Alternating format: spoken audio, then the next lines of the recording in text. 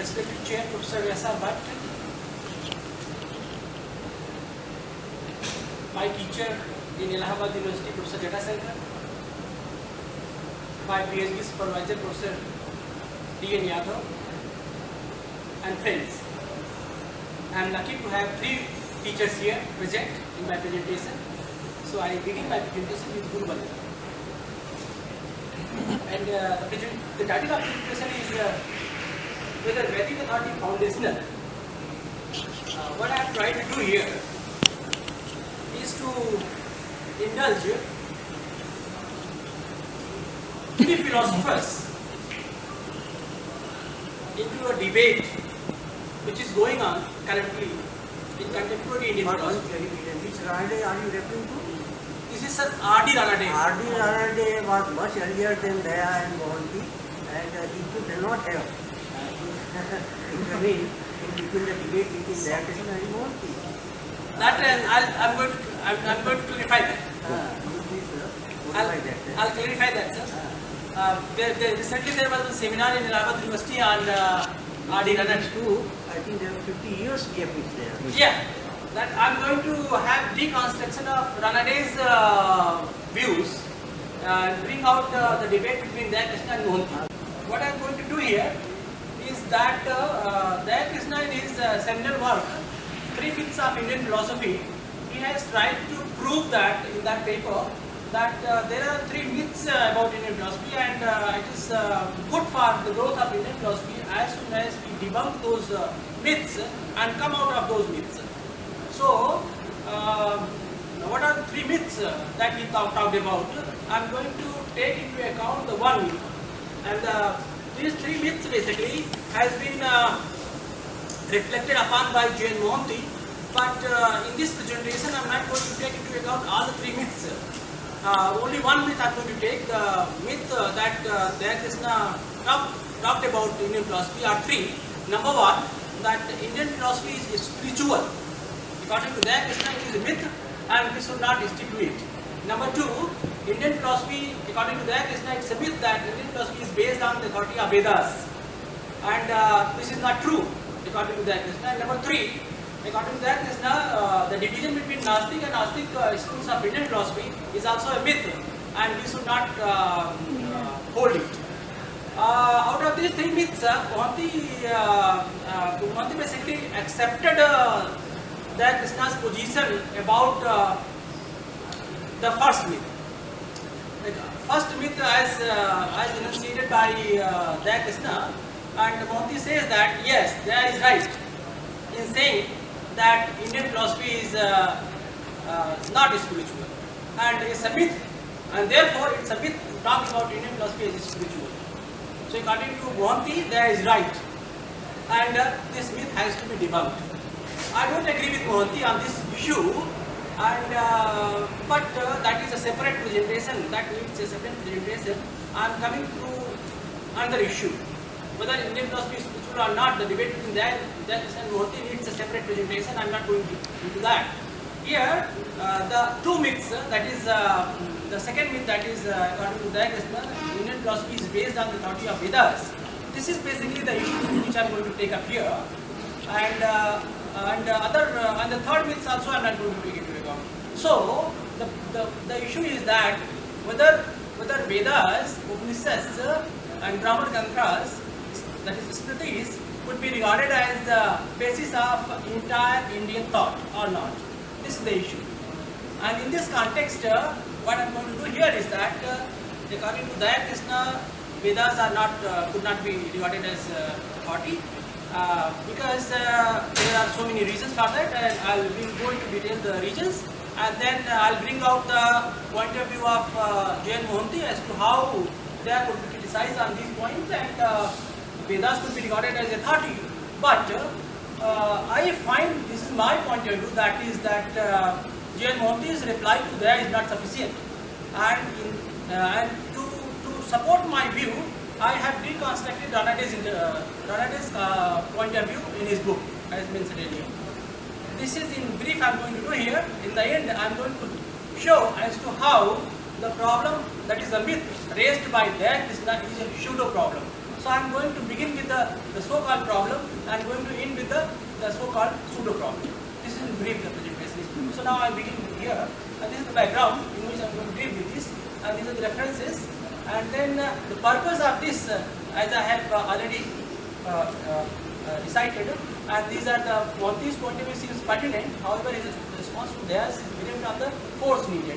What I am going to do is to provide force to Mohanty's presentation point of view, so that Mohanty could be provided sufficient proof from Ranade, with Ranade's support, so that he could properly debunk points raised by Dayakrishna. And this is what I am going to do this here. Now, Dayakrishna is relentless in attacking the notion of the authority of Vedas. He holds this as an unfounded myth about Indian philosophy, and for him, other myths are the characterization of Indian philosophy as spiritual and the division of Indian philosophy in many orthodox and heterodox schools. So these two I am not going to take into account here. So let us concentrate on the first one, the myth that Indian philosophy is based on Vedas. This is the issue, this is the problem, this is the myth which raises acceptance of the Vedas as an authoritative basis for one's philosophical system. As far as I can see, the only legitimate meaning of such a claim in the philosophical context would be to maintain that the Vedas contain the ultimate philosophical truth, and that the test of the truth of a philosophical position is whether or not it is in accordance with what is written in the Vedas. Basically, I have underlined here, these are the 2 points that according to Dayakrishna could be regarded as the denotation of the term, that is the meaning of the term, that is what is authoritative, that is the Vedas contain ultimate philosophical truth, number 1, and the second is that the test of truth of a philosophical position is whether they are in agreement or disagreement with Vedas. These are the 2 points basically you will find in the conclusion that I have criticized, and I have suggested as to that these points, the authoritativeness of Vedas could be delineated, could be defined in a separate manner, different manner. Premises of Dayakrishna. Number 1, the premises of Dayakrishna's conclusion is that Vedas and also Upanishads could not be regarded as authoritative texts, are as follows. I have quoted Dayaji. Number 1, these are points. There are 8 points. These are first 4 points. Number 1, the classical texts of various schools are not commentaries upon Vedas or Upanishads. Various schools, 9 schools of Indian philosophy, basically they are not basically mere commentaries on Vedas, so they cannot be treated as based on Vedas. Number 1 point. Number 2, Vedas are plural. So if Vedas are plural, they cannot be regarded as the basis of any thought, because they themselves are different, many, 4 namely. And the authority of Vedas was not established even during the time of their composition, which spans a course of about 1000 years. This is the 3rd point. And the 4th point of Dayaji is that there are disagreements among those who uphold the authority of Vedas regarding which portion, subject matter, purpose of the Vedas are to be maintained as authoritative. So there is no agreement among those who accept the authority of Vedas as to what is the purpose behind, and what is the purpose behind that Vedas, and what is the portion, which portion of Vedas should be regarded as foundational, and which subject matters of Vedas should be regarded as foundational. This basically, there is no agreement among followers of Vedas. So according to Dayaji, this cannot be, Vedas should not be regarded as foundational of Indian thought. Then next, according to Dayaji, Vedantins basically recognize the authority of the Vedas, but they also maintain the authority of Gita and Brahma Sutra, which are not parts of Vedas. So you have, if you are saying that Vedas are authority of Indian thought, and then you are saying Gita is also authority of Indian thought, and then you are saying that Brahma Sutra is also authority of Indian thought, then which one is the authority of Indian thought? This is the 5th point of Dayaji. The 6th point of Dayaji is that for Dayakrishna, even sutras of various schools could not be regarded as authority. For example, what is the authority of the Nyaya Sutra after Ganges? Because Ganges is the landmark in development of Nyaya thought. So as Navi Nyaya and old Nyaya, there is a distinction between the methods of Nyaya itself. So that is what the point Dayaji brings. And what is the authority of Nyaya Sutras after Ganges? This is true also about the sutras of various schools and what follows thereafter. For example, the great subsequent thinkers such as Ramanuja, Madhava, Nimbarka cared little for Brahma Sutras. So they didn't care much about these texts. So how can they be regarded as having based their thoughts on Vedas? And the seventh is Buddhists and Jainas have their own texts. So Buddhists and Jainas thought could not be regarded as the base of Vedas. And the last point that he says is that there are important thinkers and important books, but none is vested with the divine or superhuman authority. So this is what the in fact conclusion of the last point takes into account everything what according to Dayaji how Vedic authority could not be taken as the authority of all Indian thought. Then it is the conclusion of that Krishna maintains that the concept of Vedic philosophy is a contradiction in terms and holds that Vedas enjoy only circumscribed authority. He concludes that the notion of Vedic authority is a myth, and this is what the Purva Paksha of this presentation is. Now we are going to Uttar Paksha and presenting view of Jain Mohanty. Jain Mohanty, he says that while rejecting the Krishna's above mentioned claim, Mohanty delves deep into the issue and maintains the talk about the authority of Veda is a red herring. It generates a false impression about what goes on within the darshanas, and so it is a rather weak decision to combine. He is going to criticize the Krishna that Vedic authority could not be treated as foundational.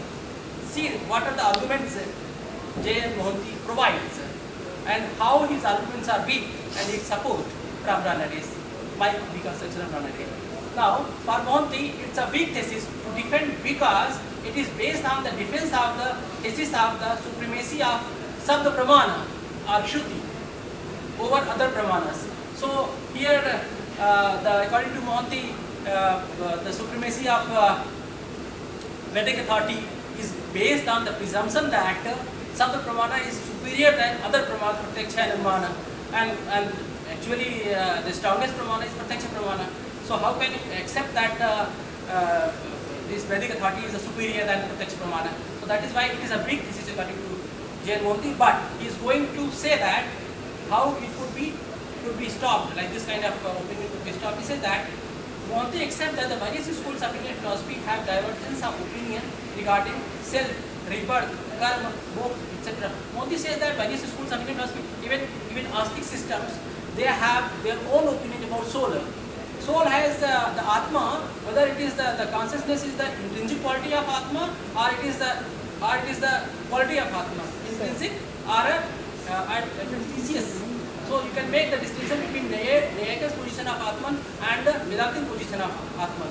So there is a lots of differences among various positions on self, rebirth, karma and moksha. If you see that various schools, this is accepted by Mohanty as suggested by the Krishna. And then Mohanty is quoted here. The overriding importance, the supreme preeminence of the Shruti lies not in the fact that they are sources of our knowledge of truths that cannot be denied, but in the fact that they, for the first time, define for us the parameters, that is, the fundamental concerns, questions and basic vocabulary within which we, as we are our ancestors, have been thinking. The Shruti opened up the horizon, an open horizon to be sure, within which we have learned to think, interpret both ourselves and our world and question. And this is very significant. The primacy of Shruti then lies not in the being the strongest Pramana. Shruti is not the foundational because it is strongest Pramana, but in being the historical foundation of our modes of thinking. The modes of thinking, this is like a frame of reference. Shrutis basically provide us frame of reference with which we think, with which we move. This is according to Jain Mohanty could be regarded as the why Shrutis could be regarded as the basis of Indian thought in a way.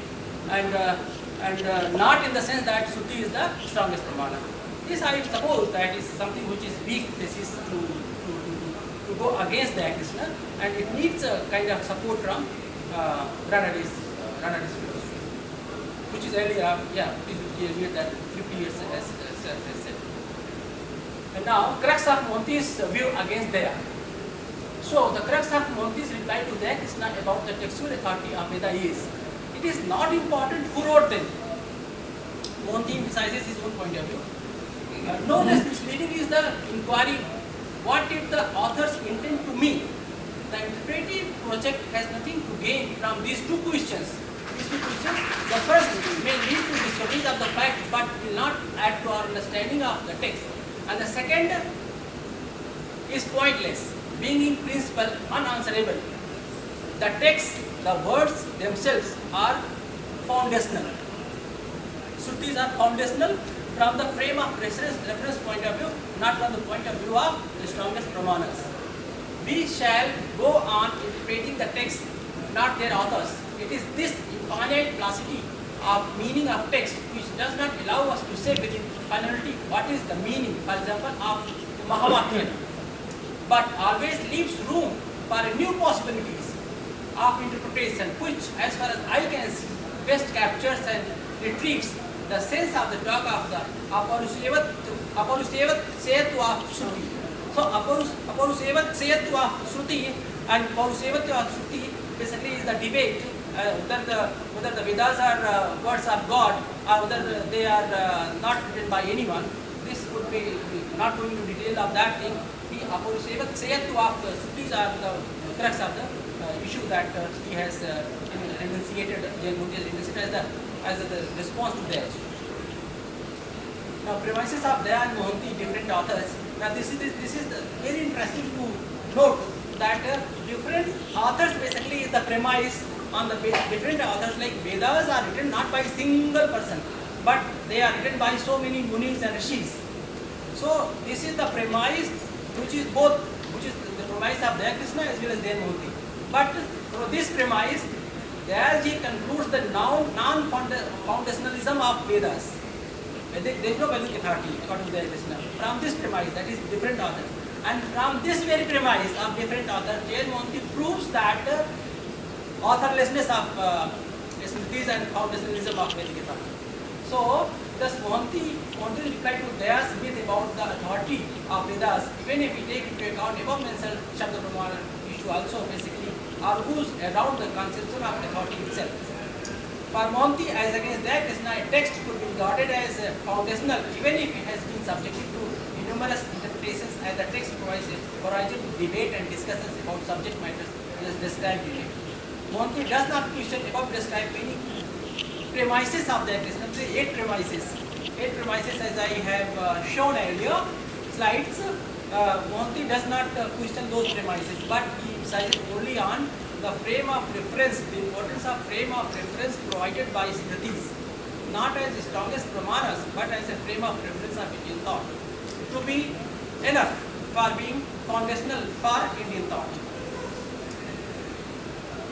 Now, I am bringing, this is my reconstruction of Ranade, because, why I am bringing Ranade, because I find that Jain Mohanty is saying that frame of reference is the sufficient for debunking Dayaji, but I find that the 8 arguments given by Dayaji has to be provided solid answer, solid reply, and I think Ranade in his a constructive survey of Buddhistic thought has given sufficient reply. Something has given which could be reconstructed to bring here in this context to reply to Dayaji, so that it will be proved that the myth which Dayaji is talking about actually is not a myth, but actually is something through which Indian philosophy moves. So Ranade propounded a depth foundationalism of Shruti texts, that is Vedas, Brahmanas and Upanishads. Ranade holds that the Upanishads supply us with various principles of thought and may thus be called the Beresinthia of all the later systems of Indian philosophy. After rejecting the debate between Naiyayikas and Mimamsakas as to whether the Vedas and the Upanishads are Aparuseya and Paurusheya as futile, according to according to Ranade, this debate is futile. Ranade endorses Vedantic meaning of Apauruseya as Purusha Prayatanam Vina Prakati Bhuta. Purusha Prayatanam Vina Prakati Bhuta. That is presented without effort. The Vedas are presented without effort in a flash of light, which presents Vedic text as foundational. As such, a presentation of the insight was obtained in the self-realization of the unity of consciousness. The Vedas basically are originated, they have been originated in a flash of light. So they are basically Purusha Prayatnam Vina Prakati Bhuta. Without effort they have been composed in a flash of light. This is the Ranade's point of view, which makes, according to me, Vedas as foundational of Indian thought. And further, according to Ranade, Shankara holds that the fundamental platform of Shankarite philosophy is that the universe is one, that there is no difference within it or without it. And further, Ranade holds that self-realization is the next point which Ranade brings about in order to provide foundation to Indian thought. Now this point is pretty significant according to me. That is, the self-realization is emphasized by all the schools of Indian philosophy, either Astic or Gnostic. So as different from Mohanty's notion of Shabda Pramana, a form of Shruti, as a response to Daya Krishna's critique that textual authority in Indian philosophy is a myth, Ranade's conception of self-realization with its ethical and mystical implications stands more subtle and apt response to Daya Krishna on the one hand and establishes textual authority of Shruti in Indian philosophy on the other. So this is basically much logical than Jain Mohanty's reply. This is what I find in Ranade. That is why I think that this Ranade's book is very significant. And for Ranade, there are twofold aspects of self-realization. One is ethical and mystical.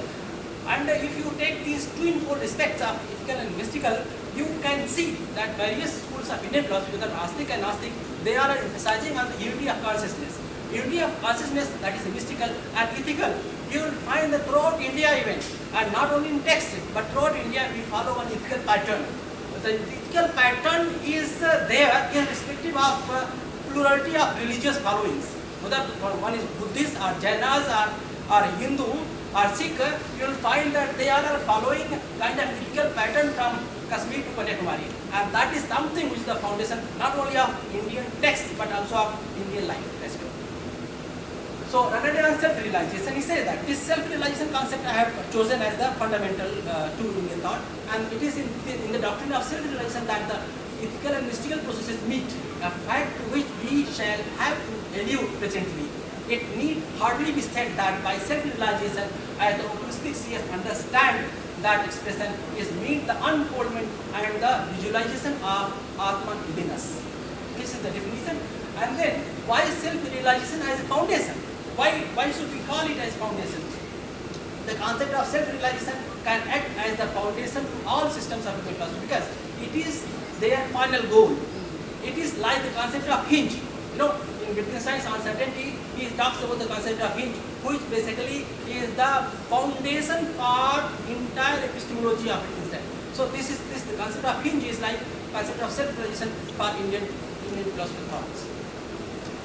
And then self-realization as anti-materialistic. Ranade's emphasis on anti-materialistic aspect of living a happy life obtained through self-realization as an essential foundation to Indian life, culture and philosophy.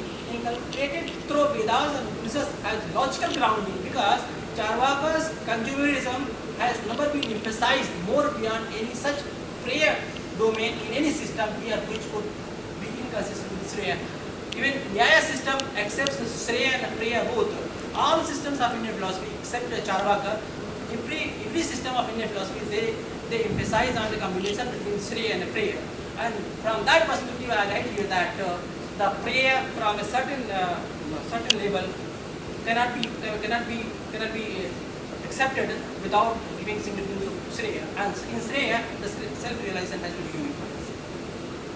And brief, this is coming to Hind, and that is Ranade's concept of self-realization with its inbuilt ethico-mystical aspects, which is anti-hedonistic and ascetic, could be regarded as the basic element of entire Indian philosophy.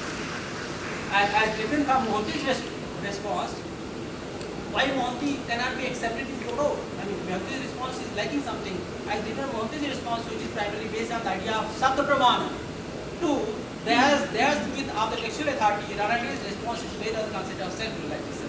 And it is a much deeper response to their listeners' critique, as even heterodox systems have follow the reality of self-realization. Whether Jainas or Buddhists, they all hold the moksha, nirvana as a goal of life.